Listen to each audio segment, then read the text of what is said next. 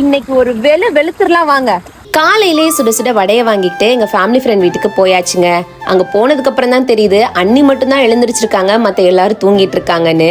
So முதல் வேலையா அவங்கள எழுப்பி விட்டாச்சு.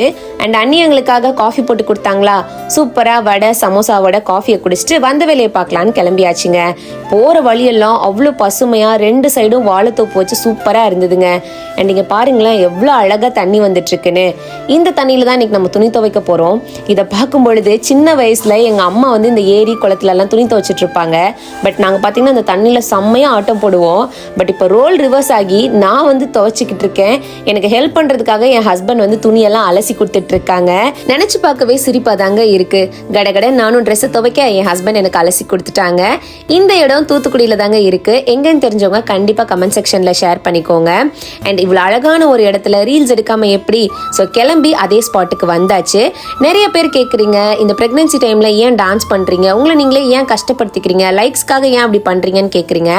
ஆக்சுவலா எனக்கு பிடிச்ச மாதிரி ட்ரெஸ் பண்ணி லைட்டா மேக்கப்லாம் போட்டு எனக்கு பிடிச்ச டான்ஸ் பண்றதுல எனக்கு ரொம்ப சந்தோஷம்.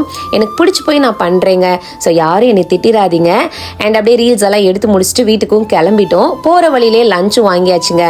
டெய்லியும் கடையில சாப்பிட்றது தப்பு தான், பட் எப்பயாச்சும் முடியாத பட்சத்துல சாப்பிட்றது தப்பு இல்லைன்னு நான் நினைக்கிறேன். நீங்க என்ன நினைக்கிறீங்கன்னு சொல்லி கமெண்ட் செக்ஷன்ல சொல்லுங்க.